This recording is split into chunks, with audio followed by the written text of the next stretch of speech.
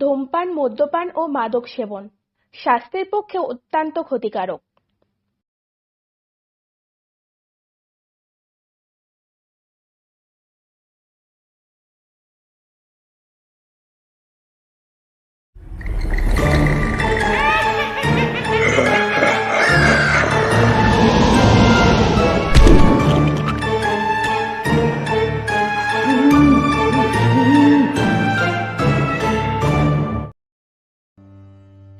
আজকের গল্পের বর্ণিত চরিত্রগুলি সম্পূর্ণভাবে লেখকের কল্পনা সৃষ্টি। কোনো রকম কুসংস্কারের প্রচার আমাদের উদ্দেশ্য নয়। ভৌতিক অলৌকিকে আপনাদের সকলকে স্বাগত। আমরা প্রথমেই অসংখ্য ধন্যবাদ জানাই আমাদের সকল শ্রোতা বন্ধুদের আমাদের পাশে থাকার জন্য ও আমাদেরকে এত ভালোবাসা দেওয়ার জন্য। আজ আপনারা শুনছেন বিভূতিভূষণ বন্দ্যোপাধ্যায়ের লেখা তারানাথ তান্ত্রিকের একটি গল্প, মধুসুন্দরী দেবীর আবির্ভাব। তারানাথ তান্ত্রিক নিয়ে বিভূতিভূষণ বন্দ্যোপাধ্যায় মোট দুটি গল্প রচনা করেন। প্রথম গল্পে তারানাথের বিভিন্ন গুণ ও ক্ষমতার বর্ণনা করা আছে এবং দ্বিতীয় গল্পে আমরা জানতে পারি মধুসুন্দরী দেবীর আবির্ভাব ও তারানাথ তান্ত্রিকের আরও কিছু ক্ষমতার কথা। বিভূতিভূষণ বন্দ্যোপাধ্যায়ের মৃত্যুর পর তারই সুযোগ্য পুত্র শ্রী তারাদাস বন্দ্যোপাধ্যায় তারানাথ তান্ত্রিককে নিয়ে বেশ আরো কয়েকটি গল্প লেখেন। আজকে আমাদের সাথে গল্প পাঠে থাকছে ফিকি ফ্রাইডে স্টোরিজ এর টিম। গল্পের মুখ্য চরিত্রে রয়েছে তারানাথ, সাধুজি ও মধুসুন্দরী দেবী। গল্প পাঠে সায়ন্তন আর তারানাথের চরিত্রে রক্তিম, সাধুজির চরিত্রে আর্য ও মধুসুন্দরী দেবীর চরিত্রে আমি পূজা, চারি ও সাঁওতালিনীর চরিত্রে প্রিয়াঙ্কা। পোস্টার ডিজাইনে সৌভিক, শব্দগ্রহণে রয়েছে শঙ্খ। তো শুনতে থাকুন আজকে আমাদের গল্প মধুসুন্দরী দেবীর আবির্ভাব।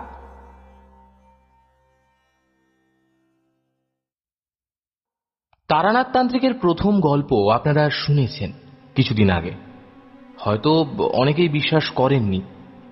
সুতরাং তার দ্বিতীয় গল্পটা যে বিশ্বাস করবেন এমন আশাও করতে পারি না। কিন্তু এই দ্বিতীয় গল্পটা এমন অদ্ভুত যে সেটা আপনাদের শোনাবার লোভ সংবরণ করা আমার পক্ষে দুঃসাধ্য। জগতে কি না ঘটে তার কতটুকুই বা আমরা খবর রাখি। There are more things in heaven and earth, Horatio ইত্যাদি ইত্যাদি। অতএব এই গল্পটি শুনে যান এবং সম্পূর্ণ অসত্য বলে ডিসমিস করবার পূর্বে মহাকবির এই বহুবার উদ্ধৃত সর্বজন পরিচিত অথচ গভীর উক্তিটি স্মরণ করবেন, এই আমার অনুরোধ। তবে যিনি প্রত্যক্ষদৃষ্ট এই ছোট্ট জগতের বাইরে অন্য কোনো সূক্ষ্ম জগৎ কিংবা ভূত প্রেত, অন্য কোনো অশরীরী জীব কিংবা অপদেবতা উপদেবতার অস্তিত্বে আদেও বিশ্বাস যান না, তিনি এ গল্প না হয় নাই শুনলেন। ভূমিকা রেখে এখন আসল গল্পে আসি। সেদিন হাতে কোনো কাজকর্ম ছিল না। সন্ধ্যার আগে মাঠ থেকে ফুটবল খেলা দেখে ধর্মতলা দিয়ে ফিরছিলাম। মোহনবাগান হেরে যাওয়াতে মনটাও খুব একটা ভালো ছিল না। কি আর করি, ধর্মতলার মোড়ের কাছেই মঠ লেনে, নম্বরটা মনে নেই তবে বাড়িটা চিনি, তারানাথ জ্যোতিষীর বাড়ি গেলাম। তারানাথ একাই ছিল। আমায় বলল, এসো হে, দেখা নেই যে বহুকাল, কি ব্যাপার? কিছুক্ষণ গল্প গুজবের পরে উঠতে যাচ্ছি এমন সময় ঘোর বৃষ্টি নামল। তারানাথ আমায় এই অবস্থায় উঠতে দিল না। আমি দেখলাম বৃষ্টি হঠাৎ থামবে না। তারানাথের বৈঠকখানায় বসে আমরা দুজনে। বৃষ্টির সময় মনে কেমন এক ধরনের নির্জনতার ভাব আসে। বৃষ্টি না থাকলে মনে হয় শহর শুদ্ধ লোক বুঝি আমার ঘরে এসে ভিড় করবে। কেউ না এলেও মনের ভাব ওই রকমই থাকে। কিন্তু বৃষ্টি নামলে মনে হয় এই বৃষ্টি মাথায় নিয়ে কেউই আসবে না। সুতরাং আমার ঘরে আমি একা। তারানাথেরও মনে হয় সেদিন মনে হলো যে আমরা দুজনে ছাড়া কলকাতা শহরে যেন কোথাও কোনো লোক নেই। সুতরাং মনের ভাব বদলে গেল। এদিকে সন্ধেও নামল।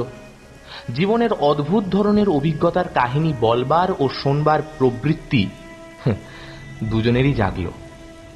ঘোর বৃষ্টিমুখর আষাঢ় সন্ধ্যায় আমরা মোহনবাগানের শোচনীয় পরাজয়, ল্যাংড়া আম অতিরিক্ত সস্তা হওয়ার ব্যাপার, চৌরঙ্গীর মোড়ে ও বেলার বাস দুর্ঘটনা প্রভৃতি নানারূপ কথা বলতে বলতে হঠাৎ কোন সময় নারী প্রেমের প্রসঙ্গে এসে পড়লাম। তারানাথ বেশ বড় জ্যোতিষী ও তান্ত্রিক হলেও সুখদেব যে নয় বা কোনো কালে ছিল না, এ কথা আগের গল্পতে আমি বলেছি। আশা করি তা আপনারা ভোলেননি। নারীর সঙ্গে যে সে বহু মেলামেশা করেছে এ কথা বলাই বাহুল্য। সুতরাং তার মুখ থেকে এ বিষয়ে কিছু রসালো অভিজ্ঞতার কথা শুনব এমন আশা করা আমার পক্ষে সম্পূর্ণ স্বাভাবিকই ছিল। কিন্তু তার পরিবর্তে সে এ সম্পর্কে যে অসাধারণ ধরনের অভিজ্ঞতার কাহিনীটা বর্ণনা করল, তার জন্য সত্যি বলছি আমি আদেও প্রস্তুত ছিলাম না। আর একটা কথা, তারানাথকে দেখে বা তার মুখে কথা শুনে আমার মনে হয়েছিল একটা কি ঘোর দুঃখ মনে সে চেপে রেখেছে। অনেকবার তন্ত্রশাস্ত্রের কথাবার্তা বলতে গিয়ে যেন কি একটা বলি বলি করেও বলে না। আজ বুঝলাম তারানাথ তান্ত্রিক জীবনের অনেক কাহিনী সে আমার কাছে কেন কারো কাছেই বলেনি। হয়তো সেগুলো ঠিক বলবার কথাও নয়, কারণ সে কথা বলা তার পক্ষে কষ্টকর, স্মৃতির পুনরুদ্বোধন করা মাত্র। তাছাড়া আমার মনে হয় লোককে সেসব গল্প বিশ্বাস করানোও শক্ত। বললাম, জ্যোতিষী মহাশয়ের এ সম্পর্কে অভিজ্ঞতা নিশ্চয়ই আছে, কি বলেন? তারানাথ বলল, অভিজ্ঞতা একটাই আছে, তবে সেটা বড় মারাত্মক রকমের অদ্ভুত। প্রেম কাকে বলে তা বুঝেছিলাম সেবার। এখন কিন্তু সেসব আবার কেমন স্বপ্নের মতো মনে হয়। শোনো তবে। আমি বাধা দিয়ে বললাম, কোনো ট্র্যাজিক গল্প বলবেন না, প্রথমেই বলে রাখলাম। প্রথম প্রেম হলো একটা মেয়ের সঙ্গে, সে মারা গেল, এই তো। ও ঢের শুনেছি। তারানাথ হেসে বলল, ঢের শোনোনি শোনো, কিন্তু বিশ্বাস যদি না হয় তাও আমায় বলবে। এরকম গল্প বানিয়ে বলতে পারলে একজন গল্প লেখক হয়ে যেতুমে। ওই দু একজন নিতান্ত অন্তরঙ্গ বন্ধু ছাড়া এ কথা কারোর কাছে আর বলি না। ঠিক এই সময় বাড়ির ভেতর থেকে তারানাথের বড় মেয়ে চারু ওরফে চারি 2 পেয়ালা গরম চা ও 2খানা পরোটা ও আলু ভাজা এনে দিল। চারি 10 বছরের মেয়ে, তারানাথের মতোই গায়ের রং বেশ উজ্জ্বল, মুখ চোখ মন্দ নয়। আমায় বলল, কাকাবাবু লেসের কাপড়ের ছবিটা আনলেন না? চারির কাছে কথা দিয়ে রেখেছিলাম ধর্মতলার দোকান থেকে তার উল বোনার জন্য একটা ছবির ও প্যাটার্নের নকশা কিনে দেব। বললাম, আজ ফুটবলের ভিড় ছিল, কাল ঠিক এনে দেব। চারি দাঁড়িয়েছিল। তারানাথ বলল, ছেলেপিলের সামনে যেসব গল্প। চাটা খেয়ে নাও। পরোটা খানা না ফেলতে পারবে না। ইয়াং ম্যান তোমরা, এখন খাওয়ার বেলা অমন ওই বৃষ্টির জলে হাত ধুয়ে ফেলো। চা পানের পরে তারানাথ বলতে আরম্ভ করল, বীরভূমের শ্মশানের যে পাগলির অদ্ভুত কাণ্ড সেবারে গল্প করেছিলাম, তার ওখান থেকে তো চলে এলাম সেই কাণ্ডের পরেই। কিন্তু তন্ত্রশাস্ত্রের প্রতি আমার একটা অত্যন্ত শ্রদ্ধা হয়ে গেল তারপর থেকেই। নিজের চোখে যা দেখলুম তা তো আর বিশ্বাস না করে পারিনি। এটা পাগলির কথা থেকে বুঝেছিলাম। পাগলি আমার ইন্দ্রজাল দেখিয়েছিল নিম্নতন্ত্রের সাহায্যে, কিন্তু সে তো ব্ল্যাক ম্যাজিক ছাড়া উচ্চতন্ত্রের কথাও বলেছিল। ভাবলাম দেখি না আর কি আছে এটার মধ্যে। গুরু খুঁজতে লাগলাম। খুঁজলে কি হবে? ও পথের পথিকের দর্শন পাওয়া অত্যন্ত দুর্লভ। এই সময় বহু স্থান ঘুরে বেরিয়ে আমার 2টি মূল্যবান অভিজ্ঞতা হলো। প্রথম, ধনী জ্বালানো সাধুদের মধ্যে 99% জন ব্যবসাদার। ধর্ম জিনিসটা এদের কাছে একটা বেচা কেনার বস্তু। ক্রেতাকে ঠকাবার বিপুল কৌশল ও আয়োজন এদের আয়ত্তাধীনে। দ্বিতীয়, সাধারণ মানুষ অত্যন্ত বোকা, এদের ঠকানো খুব সহজ, বিশেষত ধর্মের ব্যাপারে। আচ্ছা, যাক ওসব কথা।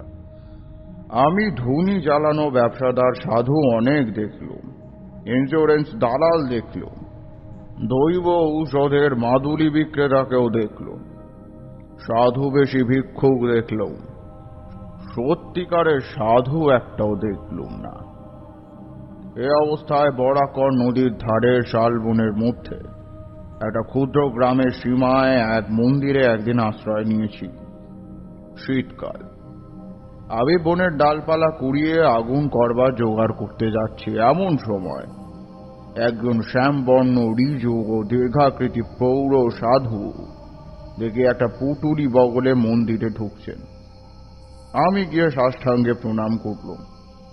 সাধুটি বেশ মিষ্টভাষী, বললেন,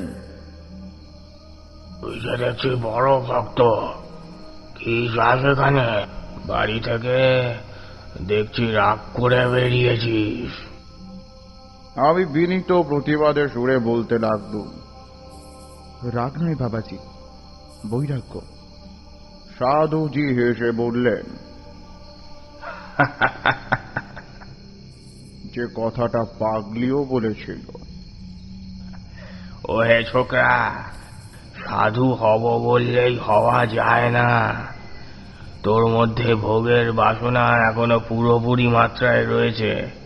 যা যা সংসার ধর্ম করবে, যা যা। মন্দির থেকে একটু দূরে ছাতিম গাছের তলায় সাধুর পঞ্চমুণ্ডির আসন, 5টি নরমুণ্ডে পেতে তৈরি। সাধু রাত্রে সেখানে নির্জনে সাধনা করেন, তাও দেখলুম। মনে ভারী শ্রদ্ধা হল। সংকল্প করলুম, এ মহাপুরুষকে ছেড়ে কোথাও যাচ্ছি না এবার। কিছুদিন লেগে রইলুম তার পিছনে। তার হোমের কাঠ ভেঙে এনে দিই। 3 মাইল দূরের কুসুম বনি বলে গ্রাম থেকে তার চাল ডাল কিনে আনি। গ্রামের সকল লোকের মুখে শুনলুম সাধুটি বড় একজন তান্ত্রিক, অনেক অদ্ভুত ক্রিয়াকলাপ তার আছে। তবে পাগলির কাছে যেতে লোকে যেমন আমায় ভয় দেখিয়েছিল, এখানেও তেমনই ভয় দেখালো। বলল, তান্ত্রিক সাধু সন্ন্যাসীদের বিশ্বাস করো না বেশি, ওরা সব পারে, একটু সাবধান হয়ে চলো, নইলে বিপদে পড়ে যাবে। শীঘ্রই ওদের কথার সত্যতা বুঝলুম। গভীর রাত্রিতে আমার ঘুম ভেঙে গিয়েছে। সেদিন শুক্লপক্ষের রাত্রি, বেশ ফুটফুটে জ্যোৎস্না। মন্দির থেকে ছাতিম গাছের দিকে চেয়ে দেখি সাধু বাবাজি কার সঙ্গে পঞ্চমুণ্ডির আসনে বসে কথা বলছেন।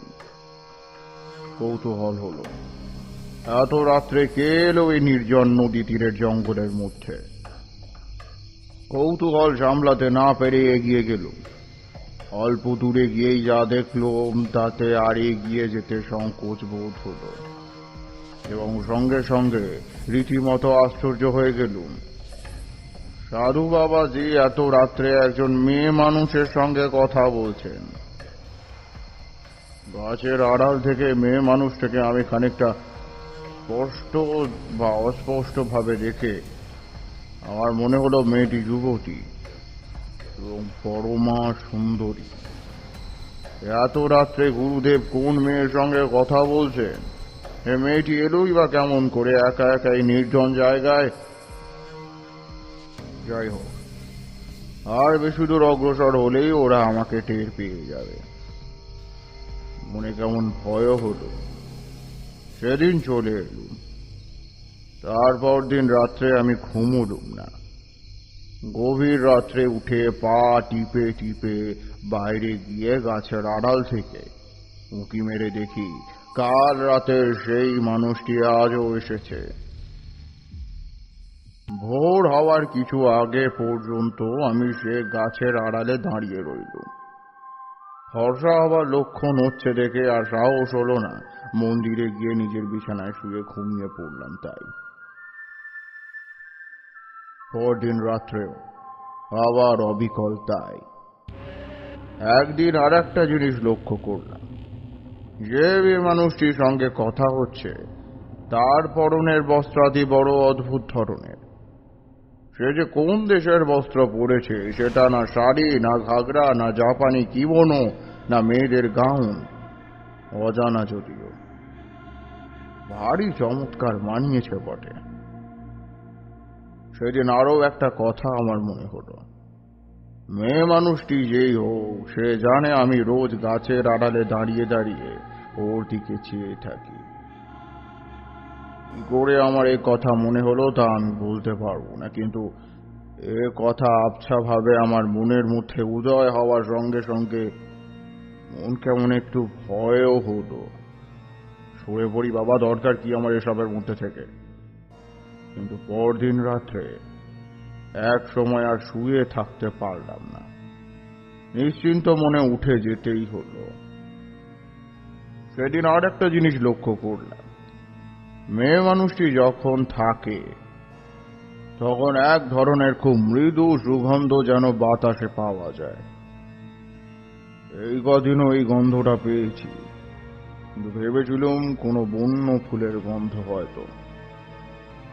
আজ বেশ মনে হলো এ গন্ধের সঙ্গে ওই মেয়েটির উপস্থিতির একটা সম্বন্ধ বর্তমান। এইরকম চললো আরো দিন 10-12। তারপরে সাধুর ডাক এলো বড়াকর্ণা কোডারমার এক গাড়োয়ালি জমিদারের বাড়িতে কি শান্তি সস্তায়ন করার জন্য। সাধুজি প্রথমে যেতে রাজি হন। দুদিন তাদের লোক ফিরে গিয়েছিল, কিন্তু তৃতীয়বারে জমিদারের ছোট ভাই নিজে পালকি নিয়ে এসে সাধুকে অনেক খোশামত করে নিয়ে গেলেন। মনে মনে ভাবলুম এ আর কিছুই নয়, সাধুজি যে মেয়েটিকে ছেড়ে একটি রাত্রিও বাইরে কাটাতে রাজি নন। কিন্তু নিকটে কোথাও বসতি নেই, এটি আসেই বা কোথা থেকে? আর সাধারণ সাঁওতাল বা বিহারি মেয়ে নয়। আমি অনেকবার দেখেছি সেটিকে, এবং প্রত্যেকবারই আমার দৃঢ় বিশ্বাস হয়েছে এ কোনো বড় ঘরের মেয়ে। যেমন রূপসী তেমনি তার অদ্ভুত ধরনের অতি চমৎকার এবং দামি পরন পরিচ্ছদ। হঠাৎ আমার মনে একটা দুষ্ট বুদ্ধি জাগল। আমার মনে হয়েছিল মেয়েটিকে সাধুজির হয়তো খবর দেওয়ার সুযোগ হয়নি। দেখাই যাক না আজ রাত্রে সে আসে কিনা। তখন ছিল অল্প বয়স, তোমরা যাকে বলো এই কি যেন রোম্যান্স, আর তখন যে আমার যথেষ্টই ছিল, তুমি আমাকে দোষ দিতে পারো না।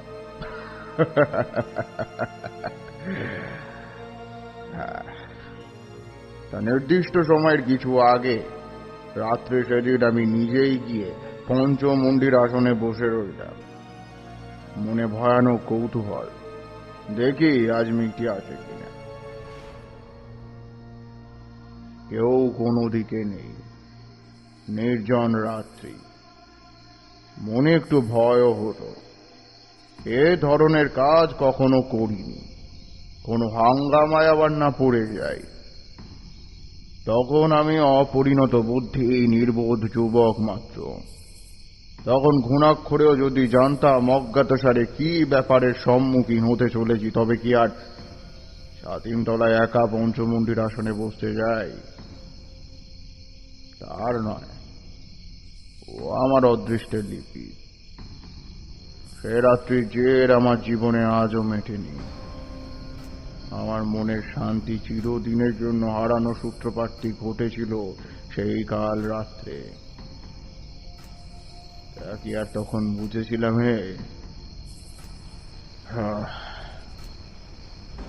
জাগো সব কথা। রাত ক্রমে গভীর হলো। পূব দিকের গাছপালার আড়াল থেকে চাঁদ উঠতে লাগলো একটু একটু করে। আমার ডাইনেই বড়াকর নদী, দুপারে শিলাখণ্ড ছড়ানো, তার উপর জ্যোৎস্না এসে পড়ল। সেই নদীর পাড়েই ছাতিমতলা ও পঞ্চমুণ্ডির আসন। আমি যেখানে বসে আছি, আমার বাঁ দিকে খানিকটা ফাঁকা ঘাসের মাঠ, তারপর শালবন শুরু হয়েছে। হঠাৎ সামনের দিকে চেয়ে আমি চমকে উঠলুম। আমার সামনে সেই মেয়েটি কখন এসে দাঁড়িয়েছে এমন নিঃশব্দে, এমন অতর্কিত ভাবে যে আমি একেবারেই কিছু টের পাইনি। অথচ আমি আগেই বলেছি, আমার একদিকে বরাকর নদীর জ্যোৎস্না ওঠা শিলা বিস্তৃত পাড়, আরেকদিকে ফাঁকা মাঠ। আসনে বসে পর্যন্ত আমি সতর্ক দৃষ্টি রেখেছি সেই সব দিকে। মাঠের দিক থেকে বা নদীর দিক থেকে আমার কাছে আসা কারোর সম্ভব নয়। মাঠের দিক থেকে কেউ এলে আমার দৃষ্টি এড়ানোর কথা নয়। মেয়েটি যেখানে দাঁড়িয়ে, সেখানে আধ সেকেন্ড আগে কেউ ছিল না, আমি জানি। আধ সেকেন্ড পরেই সেখানে জলজান্ত একটি রূপসীবের আবির্ভাব আমার কাছে সম্পূর্ণ ইন্দ্রজালের মতো ঠেকল বলে আমি চমকে উঠল।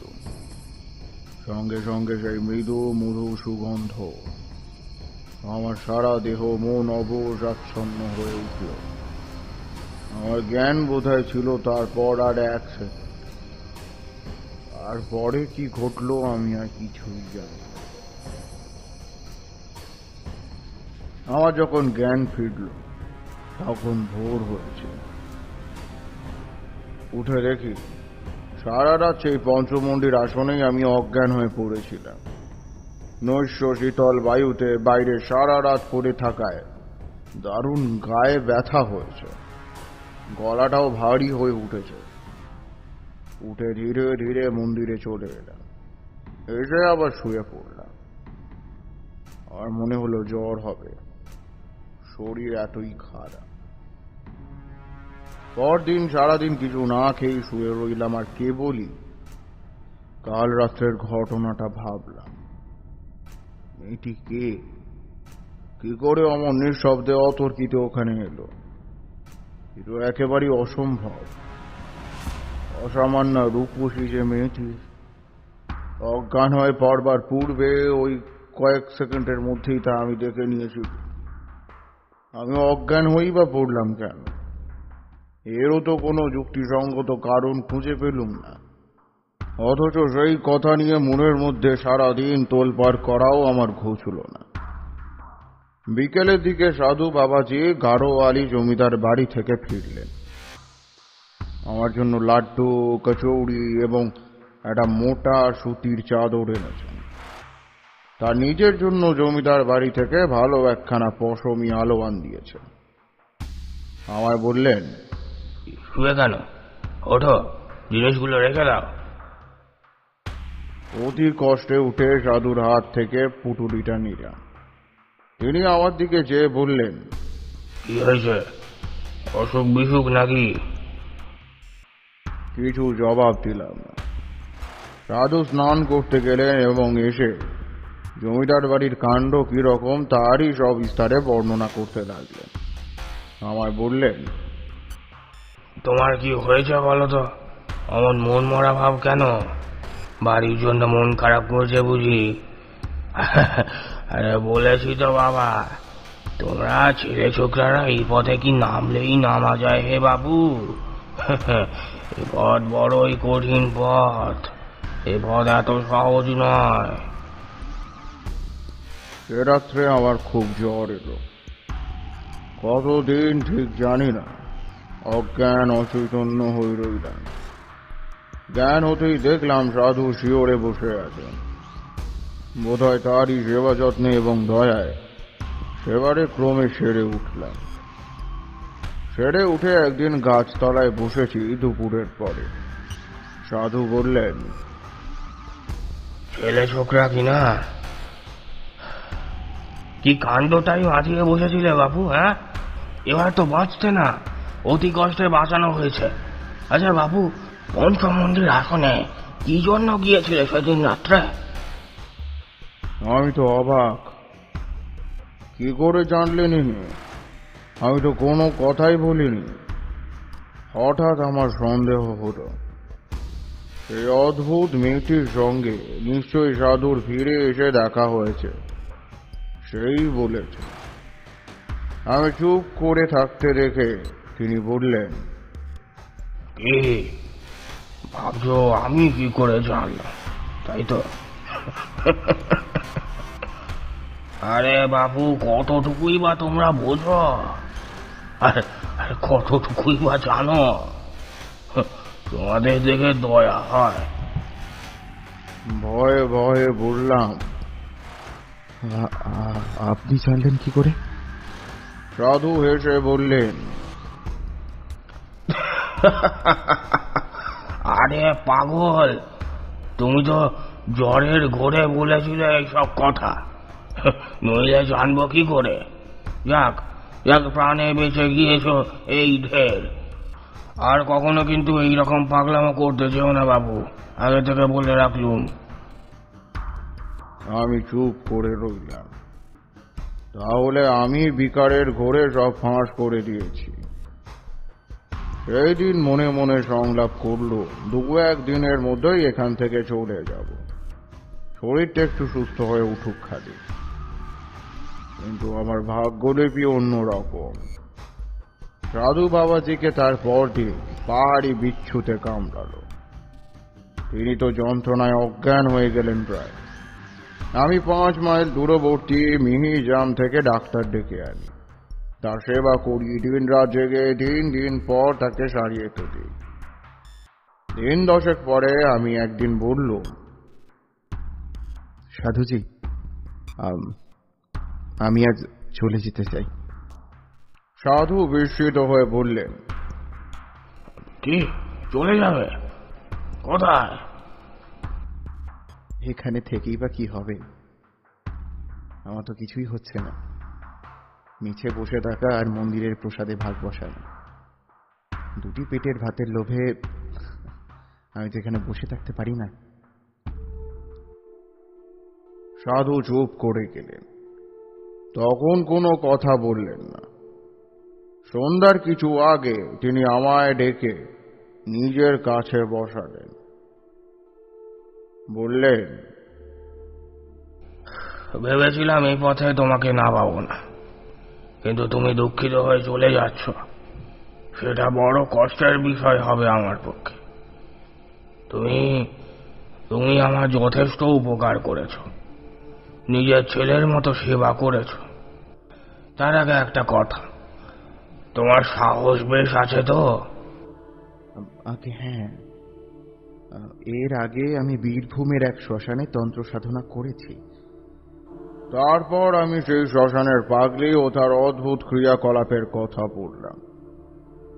এতদিন পরে আজ প্রথম সাধুকে পাগলির কথা বললাম। সাধু অবাক হয়ে বললেন, সে পাগলিকে তুমি চেনো? আরে আরে, সে যে অতি সাংঘাতিক মেয়ে মানুষ। তুমি তার হাত থেকে যে এত সহজে উদ্ধার পেয়ে এসেছো, সে কেবল তোমার পুনর্জন্মের পুণ্য। ওর নাম মাতু পাগলি, মাতঙ্গিনী। ও নিম্ন শ্রেণীর তন্ত্রের ভয়ানক ভাবে সিদ্ধ। ওর সংস্পর্শে গিয়ে পড়েছিল, কি সর্বনাশ! ওকে আমরা পর্যন্ত ভয় করে চলি। কিরকম যেন, যেমন লোকে খেপা শেয়ার কুকুর কি গোখরো সাপকে ভয় করে, ঠিক তেমনি ও সেই জাতি। ওই অসাধারণ ক্ষমতা ওর নিম্নতন্ত্রের। ওর ইতিহাস বড় অদ্ভুত, সে একদিন তোমাকে বলবো। তা তুমি এতদিন ওর সঙ্গে ছিলে? প্রায় 2 মাস। সাধুজি বললেন, যখন ওর সঙ্গে ছিলে তখন কিছু কিছু অধিকার হয়েছে তোমার। তোমাকে আমি মন্ত্র দেব, কিন্তু তুমি যুবক, তোমার মনের ভাব আমি জানি। তুমি কি জন্য রাত্রে পঞ্চমন্দির আসনে গিয়েছিলে বলো তো? আমি লজ্জায় মাথা নিচু করে বসে রইলাম। মনের গোপনে পাপ নেই। যদি পঞ্চমন্দির আসনে বসে থাকি, তবে সেই অপরিচিতা নিশা বিহারিণী রূপসীর টানে যে কথা গুরুস্থানীয় ব্যক্তির কাছে স্বীকার করব কেমন করে? সেই দিন সাধু অতি অদ্ভুত ও গোপনীয় কথা আমায় বললেন, কিন্তু একটা কথা তুমি জানো না, সেটা আগে বলি। তুমি সেদিন যাকে রাত্রে ছাতিম তলায় বসে দেখেছিলে, তিনি তোমার আমার মতো দেহধারী মানুষ নন। শুনে তো মশাই আমার গা শিউড়ে উঠল। দেহধারী জীব নয় তাহলে কি? তবে কি ভূত পেতনি নাকি? সাধুজি বললেন। তোমার এই কথা বলতাম না যদি না শুনতাম যে তুমি মাথু পাগলির সাথে ছিলে। আচ্ছা আচ্ছা, শুনে যাও। আমার গুরুদেব ছিলেন কালিকানন্দ ব্রহ্মচারী। হুগলি জেলার জেজুর গ্রামে তার মঠ ছিল। মস্ত বড় সাধক ছিলেন। কুলানব আর মহাডামর এই দুই শ্রেষ্ঠ তন্ত্রে তার একেবারে সমান অধিকার ছিল। মহাডামর তন্ত্রের একটা নিম্ন শাখার নাম হচ্ছে ভূত ডামর। আমি তখন যুবক, তোমাদের মতোই বয়স। সর্বতই আমারও ঝোঁক গিয়ে পড়ল ভূত ডামরের ওপর। গুরুদেব আমার মনের গতি বুঝতে পেরে ওপর থেকে ফেরাবার যথেষ্ট চেষ্টা করেছিলেন, কিন্তু কিন্তু তাই কি আর হয়? অদৃষ্ট লিপি তবে আর কাকে বলে? এই তোমার যেমন। আমি বললাম, ও পথ থেকে ফেরাতে চেষ্টা করেছিলেন কেন? ও পথ প্রলোভনের পথ, বিপদের পথ। ভূত ডামর তন্ত্রের নানা প্রকার অশরীরী উপদেবীদের নিয়ে কারবার করে। তন্ত্রের ভাষায় এদের সাধারণ নাম হল যোগিনী। জপে ও সাধনায় বশীভূত হয় এদের মধ্যে যে কেউ। যার সাধনা তুমি করবে সে তোমার আপন হয়ে থাকতে পারে। নানাভাবে এদের সাধনা করা যায়। কিঙ্কিনী দেবীকে মাতৃভাবে পেতে হয়, কনবতী দেবীকে পাওয়া যায় কন্যাভাবে। কিন্তু বাকি সব যোগিনীদেরকে যে কোনোভাবে সাধনা করা যায় এবং যে কোনোভাবেই পেতে পারা যায়। এই সব যোগিনীদের কেউ ভালো আবার কেউ মন্দ। এদের জাতি নেই, বিচার নেই, ধর্ম নেই, কোনো গণ্ডি বা বাধ্যবাধকতার মধ্যে এরা আবদ্ধ নয়। ভূত ডামরে এই সাধনার ব্যাপারে বলে দেওয়া আছে। ভূত ডামরের প্রথম শ্লোকই হল অখাতঃ সম্প্রবক্ষ্যামি যোগিনী সাধনোত্তমম সর্বাত্ম সাধনম নাম দেহিনম সর্বসিদ্ধিতম অতি গৈলা মহাবিদ্যা দেব নাম অতি দুর্লভ। তুমি সেদিন যাকে দেখেছিলে তিনি এইরকম একজন জীব। তোমার সাহস থাকে সে মন্ত্র আমি তোমায় দেব, কিন্তু আমার যদি নিষেধ শোনো তবে এই পথে নেব না। এই বলে সাধু সেদিন ভালো করেনি। আমার কৌতূহল বাড়িয়ে দিয়ে তিনি কি আর আমায় সামলে রাখতে পারেন? আমি নাছোড়বান্দা হয়ে পড়ল। মন্ত্র নেবই। সাধুজি বললেন, তবে কিঙ্কিনী সাধারণ মন্ত্র? আমি চুপ করে রইল।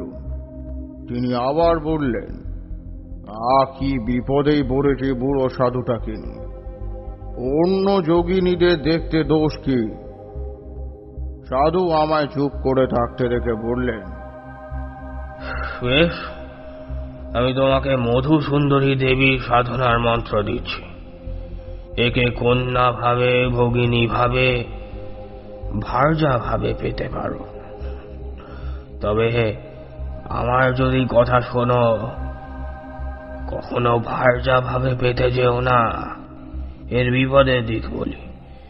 ভার্যা ভাবে সাধন করলে তিনি তোমাকে প্রণয়ীর মতো দেখবেন, কিন্তু এরা মহা শক্তিশালিনী যোগিনী, সাধারণ মানবী নয়। এদের আয়ত্তের মধ্যে রাখা বড়ই শক্ত। হয় তোমাকে পৃথিবীর মধ্যে সর্বাপেক্ষে সুখী মানুষ করে রাখবে, নয়তো একেবারে উন্মাদ করে ছেড়ে দেবে। সামলাতে পারা বড়ই কঠিন। সাধুজি আমায় মন্ত্র দিলেন এবং বললেন, বাবা, এই জায়গা থেকে তোমায় চলে যেতে হবে। তোমায় এখানে আর রাখতে পারবো না আমি। এক জায়গায় দুজন সাধকের সাধনা হয় না। বেশ ভালো, আমিও তা চাই না। আমার ভয় ছিল হয়তো সাধুজি সেই মাতু পাগলির মতোই হিপনোটিজম জানে এবং খানিক অভিভূত করে আমাকে যা তা দেখাতে পারে। আরে আবার তারপর যে টাইফয়েড জ্বর হয় সেটা তোমাদের বলিনি। ওই পঞ্চমুণ্ডির আসনে যখন বসে তখনই জ্বর আসছে।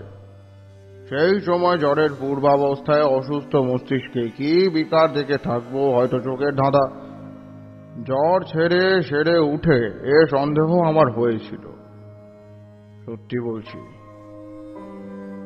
যাক সে কথা। তারপর ওখান থেকে চলে গেলাম বরাকর নদীর ধারে, আর একটা নির্জন জায়গায়। ওখান থেকে 5-6 মাইল দূরে একটা গ্রাম ছিল কিছু দূরে। থাকতাম গ্রামের 12 বাড়ি ঘরে। গ্রামের লোকে যে যা দিত তাই খেতাম, আর সন্ধ্যার পরে নদীর ধারে নির্জনে বসে মন্ত্র জপ করতাম। এই রকমে 1 মাস কেটে গেল, 2 মাস গেল, 3 মাস গেল। কিছুই দেখিনি। মন্ত্রের উপর বিশ্বাস ক্রমেই যেন কমে যাচ্ছে। তবুও মনকে বোঝালাম 6 মাস পরে পূর্ণাহুতি ও হোম করার নিয়ম বলে দিয়েছিলেন সাধুজি। তার আগে কিছু হবে না। 6 মাসও পূর্ণ হল। সাধুজি যেমন বলে দিয়েছিল ঠিক সেই সব নিয়ম পালন করল। পদ্মাসনং সমস্থায়া মৎসুদ্রাত সমুদ্রম অমীশন্য পপুষ্য ষটপুজ্য মধু সুন্দর্যম। বরাকর নদীর তীরে বসে ভাত রাঁধল, কই মাছ পোড়ানো, আঙট কলার পাতায় ভাত ও পোড়া মাছের নৈবেদ্য দিলাম। ডুমুরের সমিত দিয়ে বালির উপরে হোম করে ওং টং ঠং রিং ক্রিং মধু সন্ধ্যায় নমঃ এই মন্ত্রে আহুতি দিলাম। জাতি ফুলের মালা নিতান্ত দরকার। কত দূর থেকে খুঁজে জাতি ফুলের মালা এনেছিলাম, আর মালাও চন্দন আলাদা। কলা পাতায় রেখে দেবীর উদ্দেশ্যে নিবেদন করে ধ্যানে বসলাম। সারা রাত কেটে গেল। বললাম, কিছু দেখলেন? হ্যাঁ, কাকস্য পরিভেদন। ঘি চন্দন মিষ্টি কিনতে কেবল কতগুলো পয়সা শ্রাদ্ধ হয়ে গেল। ধ্যান জপ হোমে কিছুই ফল হলো না। রাগ করে টান মেরে সব নৈবেদ্য ফেলে দিলাম নদীর জলে। বেটা সাধু ভীষণ ঠকিয়েছে। কোনো বেটার কোনো ক্ষমতা নেই। যেমন মাতু পাগলি তেমনই এই সাধু। তন্ত্র সব বাজে, খানিকটা হিপনোটিজম জানে, তার বলে মূর্খ গ্রামের লোককে ঠকিয়ে খায়। এসব ভাবি বটে, জবটা কিন্তু ছাড়তে পারলাম না। অভ্যেস মতো করেই যাই। ওটা যেন একটা বদ অভ্যেসে দাঁড়িয়ে গিয়েছিল। এভাবে আরো 5-4 মাস কেটে গেল। একদিন সন্ধ্যের পরে, রাত তখন হয়েছে সব 8 ঘন্টাও হয়নি, আমি একটা গাছের তলায় বসে জপ করছি। অন্ধকার হলেও খুব ঘন হয়নি তখন। হঠাৎ তীব্র কস্তুরী গন্ধ অনুভব করতে পারলাম। বেশ মন দিয়ে শুনে যাও, এক বর্ণও মিথ্যে বলিনি। যা যা হলো একটার পর একটা বলছি, মন দিয়ে শোনো। কস্তুরীর গন্ধটা যখন সেকেন্ড 4-5 পেয়েছি, তখন আমার সেদিকে মন গেল। ভাবলুম, এ দেখছি অবিকল কস্তুরীর গন্ধ। বা পাহাড়ের জঙ্গলে কত সুন্দর অজানা বনফুলি আছে। তারপরেই আমার মনে হলো আমার পিছনে, অর্থাৎ যে গাছটা তলায় বসেছিলাম, তার গুড়ির আড়ালে কে একজন এসে দাঁড়িয়েছে। আমি পিছন থেকে দেখতে পাচ্ছি না বটে, কিন্তু অনেক সময় লোকের উপস্থিতি চোখে না দেখেও এভাবে ধরা যায়।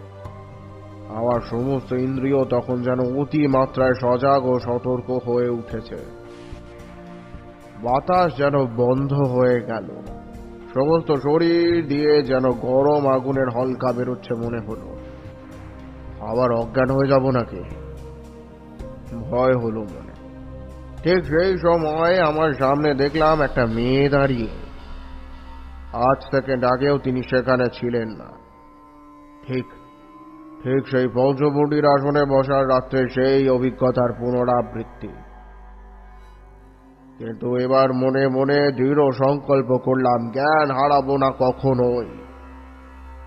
মেয়েটি দেখি ভ্রুকুটির সঙ্গে আমার দিকে চেয়ে রয়েছে। জিজ্ঞাসা করলাম, নিজের চোখে এমনি এক মূর্তি দেখলেন আপনি? আমার কথার মধ্যে হয়তো একটু অবিশ্বাসের গন্ধ পেয়ে তারানাথ উগ্র প্রতিবাদের সুরে বলল, নিজের চোখে? সুস্থ শরীরে বিশ্বাস করো বা না করো সে আলাদা কথা, কিন্তু যা দেখেছি তাকে মিথ্যে কথা বলতে পারবো না। কি রকম দেখলেন? কেমন চেহারা? বাড়ির উপসী যদি বলি তাহলে কিছুই বলা হয় না। মধুসুন্দরী দেবীর ধ্যানে আছে। উদ্ভানু প্রকাশিতা বিদ্যুৎ পুঞ্জিনী নিবর্ষতি নীলাম্বর পরিধানা মদ বিহুল লোচনা নানালক শঙ্কর ভুট্টা কস্তরি গন্ধ মোদিত কমলাঙ্গী স্ফেরমুখী বিনত্ত গঙ্গাপুরায়াম। অবিকল সেই মূর্তি। তখন বুঝলাম দেবদেবীর ধ্যান মন গড়া কথা নয়। সাধকে প্রত্যক্ষ না করলে এমন বর্ণনা দেওয়া যায় না। আপনি কোনো কথা বললেন না? কথা? আমার তখন চেতনা লোপ পাওয়ার মতো হয়েছে। কথা বলছি, পাগল তুমি? সেতে সহ্য করা আমার কর্ম। সাধারণ মানবীর মতো তার কোনো জায়গা নেই। ওই যে বলেছে মদ বেহল লোচনা, ওরে বাপরে, সে চোখের কি ভাব! শ্রীভুবন জয় হয় সে চোখের চাহনিতে। আহা, বর্ণনা রাখুন। কি কথা হলো সেটা আগে বলুন। কথাবার্তা যা হয়েছিল সেসব বলার দরকার নেই। ওটের উপর সেই থেকে মধুসুন্দরী দেবী প্রতি রাতে আমায় দেখা দিতেন। নদী তীরের সেই নির্জন জায়গায় তাকে চেয়েছিলাম প্রিয়া রূপে। বলাই বাহুল্য, সাধুর কথা কে শোনে? তখন শীতকাল, বরাকর নদীর জল কম হয়েছে অনেক। জলের ধারে জলজ লিলি গাছ শুকিয়ে হলদে হয়ে এসেছে। আগে যেখানে জল ছিল সেখানে বালির উপর অভ্র কণা জ্যোৎস্না রাত্রে চকচক করে। বরাকর নদীর দুপাড়ের শালবনে পাতা ঝরিয়ে দিচ্ছে। আকাশ রোজ নীল। রাত্রে শুক্লপক্ষের জ্যোৎস্নার বড় মনোরম শোভা। সেই সময় থেকে 3টি মাস দেবী প্রতি রাতে দেখা দিতে। সত্যিকার বাঁচা বেঁচেছিলাম ওই 3 মাস। এসব কথাও বলা এখন আমার পক্ষে বেদনাদায়ক। কত বেদনাদায়ক তুমি জানো না। আমার জীবনে যা শ্রেষ্ঠতম আনন্দ তা পেয়েছিলাম ওই 3 মাসে। দেবী বটে, মানুষের সাধ্য নেই অমন ভালোবাসা, অমন নিবিড় বন্ধুত্ব দান করা। সে এক স্বর্গীয় দান। সে তুমি বুঝবে না। তোমায় কি বোঝাবো? তুমি আমায় অবিশ্বাস করবে, মিথ্যাবাদী না হয় পাগল ভাববে। হয়তো ভাবছো এতক্ষণ তুমি কেন। আমার স্ত্রী আমার কথায় বিশ্বাস করে না। আমায় তান্ত্রিক সাধু পাগল করে দিয়েছে গুণজ্ঞান করে। কিন্তু সে সুখের প্রকৃতি ভীষণ তেজস্কর মদিরার মতো। আমাকে তার নেশা দিনে দিনে কেমন যেন অপ্রকৃতিস্থ করে দিতে লাগলো। কিছু ভালো লাগে না। কেবল মনে হয় কখন সন্ধে নামবে বরাকর নদীর শালবনে, কখন দেবী মধুসুন্দরী নায়িকার বেশে আসবে।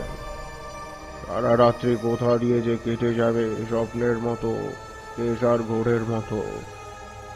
আকাশ নক্ষত্র দিগ্বেদিক জ্ঞান লুপ্ত হয়ে যাবে কয়েক প্রহরের জন্য। কয়েক প্রহরের জন্য সমস্ত স্থির হয়ে নিশ্চুপই হয়ে স্থাণুর মতো অচল হয়ে থেমে থাকবে। বরাকর নদীর তীরের বন প্রাঙ্গণে। একদিন ঘটল বিপদ। একটি সাঁওতালি মেয়ে রোজ নদীর ঘাটে জল নিতে আসে। সুঠাম তার দেহের গঠন, নিকটের বস্তিতে তার বাড়ি। অনেকদিন থেকে তাকে দেখছি, সেও আমায় দেখছে।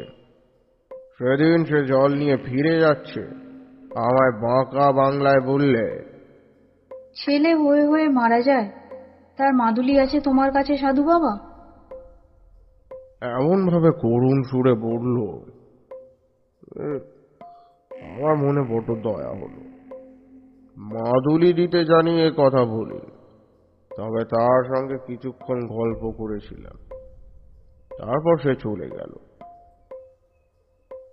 মধুসুন্দরীকে দেখলুম অন্য মূর্তিতে। কি ভ্রুকুটি কুটিল দৃষ্টি, কি ভীষণ মুখের ভাব!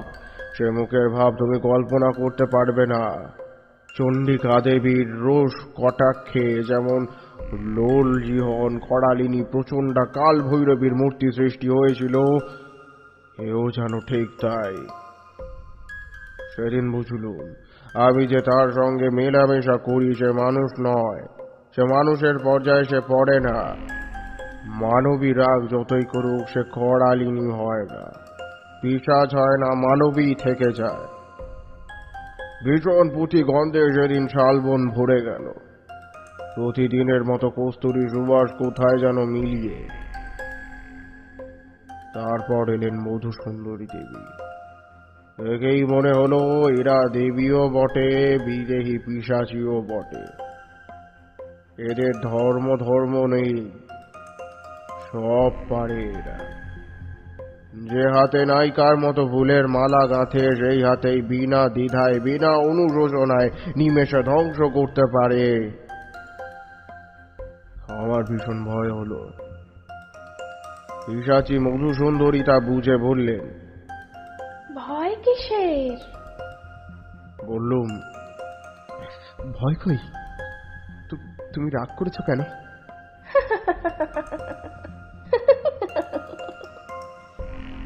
খল খল অট্টবাসে নির্জন অন্ধকার ভরে গেল। আমি শিউরে উঠলাম। পিশাচি বললে, সব চিনতে পারবে? অন্ধকারে রাত্রে সাঁওতালদের কোনো বৈষ্ণব তোমার সামনে দিয়ে যদি জলে ভেসে যায়, চিনতে পারবে? তুমি যদি না চিনতে পারো, দুটি সবে ঝড়াঝড়ি করে ভেসে থাকলে অন্য লোকে সকালে নিশ্চয়ই চিনবে। হাত জোর করে বললুম, দেবী, দেবী তোমায় ভালোবাসি আমি। ও মূর্তি আমায় দেখিও না, আমায় মারো ক্ষতি নেই, কিন্তু কিন্তু অন্য কোনো নিরাপরাধিনী স্ত্রীলোক প্রাণ নেবে কেন? দয়া করো। বহু চেষ্টায় প্রসন্ন করল। এখন আবার যে দেবী, সেই দেবী বললেন, সেই সাঁওতালের মেয়ের মূর্তিতে আমায় দেখতে চাও? সেই মূর্তিতে এক্ষুনি দেখা দেব। বলতে বলতে সাঁওতালদের মেয়েটি আমার সামনে দাঁড়িয়ে, বরং আরো নিটল গড়ন শরীরে, মুখের ভাব আরো কমনীয়। বলল, ও চাই না, ও চাই না, তোমার মূর্তি দেখাও দেবী, তোমার মূর্তি দেখাও। সে রাত্রি থেকে বুঝলুম কাল সাপ নিয়ে খেলা করছি আমি। গুরুদেব বারণ করেছিলেন এই জন্য। হয়তো একদিন মরবো এর হাতেই। সাপুরের সাপ খেলায় মন্ত্রে, আবার বেকায়দায় পড়লে সাপের সবল মারে।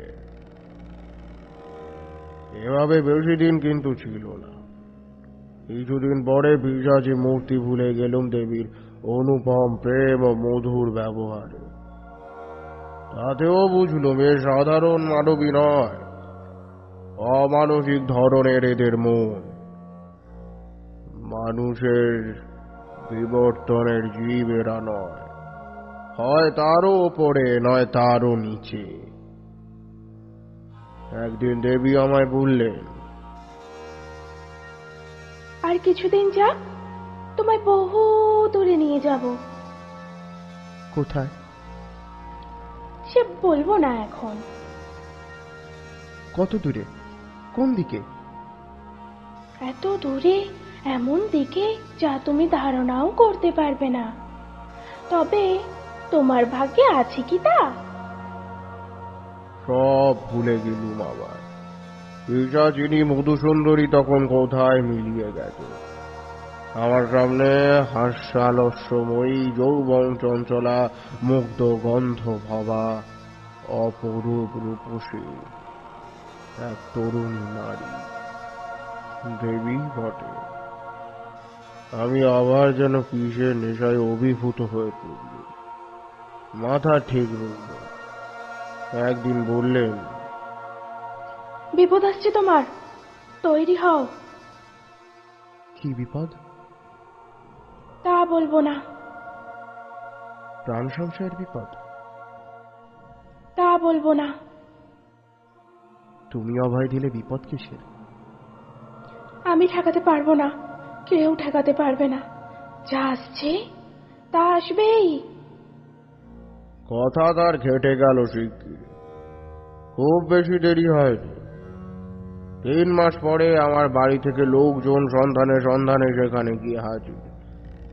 গ্রামের লোক তাদের বলেছে কে একজন পাগল, বোধহয় বাঙালি হবে, অল্প বয়সে বরাকর নদীর ধারে শাল বনে সন্ধেবেলায় বসে থাকে আর আপন মনে বিড়বিড় করে। এই অবস্থায় গায়ে অনেকেই নাকি দেখেছে। তা শুনে বাড়ির লোক আমায় নিয়ে খুঁজতে বার হলো। ছেঁড়া ময়লা কাপড় পরো, মাথায় জ্বর, গায়ে খড়ি উঠছে। এই অবস্থায় নাকি আমায় ধরে। গাড়ি ধরে আনবার জন্য টানাটানি। আমি কিছুতেই আসবো না, ওরাও ছাড়বে না। আমার তখন সত্যিই জ্ঞান। সত্যি আমি ক্ষিপ্ত, উন্মাদ।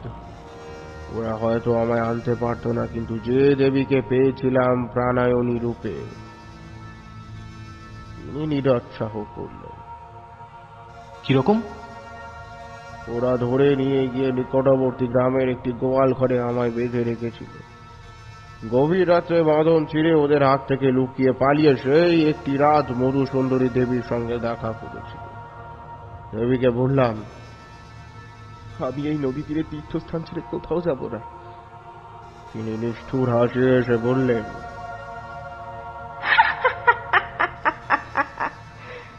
তোমাকে যে যেতেই হবে। এই আমার অদৃষ্ট লিপি।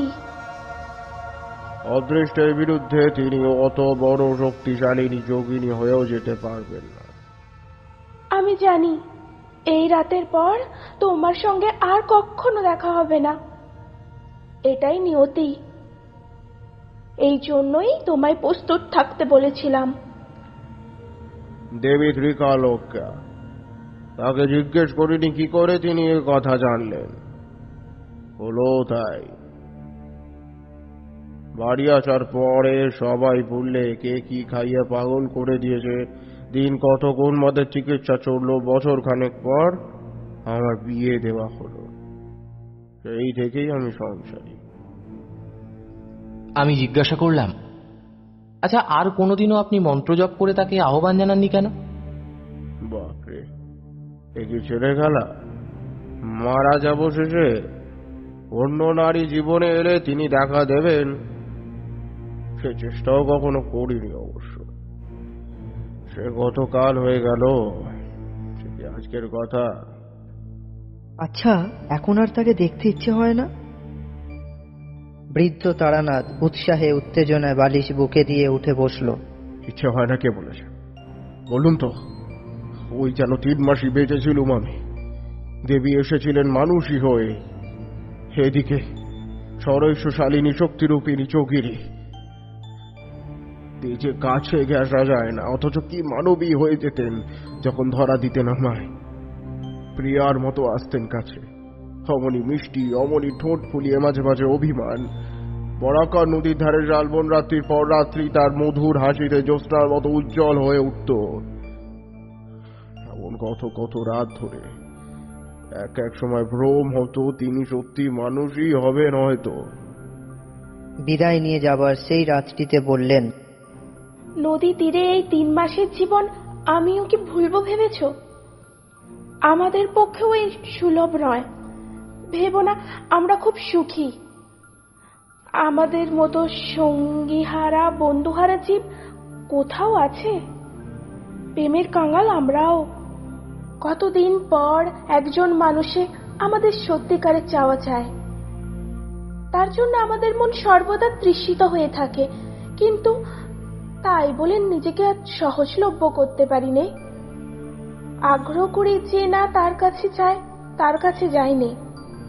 সে আমাদের প্রেমের মূল্য দেবে না, নিজেও আনন্দ পাবে না, যা কিনা চাওয়া যায় বহু চাওয়া পাওয়ার পরে। কিন্তু আমাদের অদৃষ্টলিপি কোথাও চিরদিন থাকতে পারিনে। কি না কি ঘটে যায়, ছেড়ে চলে যেতে হয় অনিচ্ছা সত্ত্বেও। কজন আমাদের ডাকে, কজন বিশ্বাস করে। সুখী ভেবো না আমাকেও। বললাম, আচ্ছা এতই যদি সুখের ব্যাপার, তাহলে তখন আপনি ভয়ঙ্কর বলছিলেন কেন? ব্যাপার ভয়ঙ্কর এই জন্য যে আমার সারা জীবনটা মাটি হয়ে গেল ওই 3 মাসের সুখ ভোগে। কোনো দিকেই মনই দিতে পারিনি। মধ্যে তো দিন কত উন্মাদী হয়েছিলাম বিয়ের পরেও। তারপর রেড়ে সামাল উঠে এই জ্যোতিষের ব্যবসা আরম্ভ করে যা হয় এই রকম। সেও দেবীরই দয়া। দেবী বলেছিলেন জীবনে কখনো অন্য কষ্টে আমায় পড়তে হবে না। পড়তেও হয়নি কখনো, কিন্তু সত্যি কি আর আনন্দ দেয় জীবনে? তারানাথ গল্প শেষ করে বাড়ির ভেতরে যাওয়ার জন্য উঠল। আমিও বেরিয়ে ধর্মতলার মোড়ে এলাম। এত অদ্ভুত অবাস্তব জগৎ থেকে 20 শতাব্দীর বাস্তব সভ্যতার জগতে এসে যেন হাঁপ ছেড়ে বাঁচলাম। যতক্ষণ তারানাথ গল্প বলছিল ততক্ষণ ওর চোখ মুখের ভাবে ও গলার স্বরে গল্পের সত্যতা সম্পর্কে অবিশ্বাস জাগেনি, কিন্তু ট্রামে উঠেই মনে হলো, কি মনে হলো তার নাই বা বললাম। নমস্কার, এতক্ষণ আপনারা শুনছিলেন বিভূতিভূষণ বন্দ্যোপাধ্যায়ের লেখা তারানাথ তান্ত্রিকের দ্বিতীয় গল্প মধুসুন্দরী দেবীর আবির্ভাব। গল্পটি কেমন হলো আমাদের জানাতে অবশ্যই ভুলবেন না কমেন্ট সেকশনে। আপনি যদি আমাদের চ্যানেলে নতুন হয়ে থাকেন তাহলে অবশ্যই সাবস্ক্রাইব করতে ভুলবেন না, যাতে বাংলা সাহিত্যের আরো রোমাঞ্চকর ও ভৌতিক গল্পের নোটিফিকেশন আপনার কাছে পৌঁছে যায়। আবার ফিরে আসবো আরো একটি রোমাঞ্চকর ভৌতিক গল্প নিয়ে।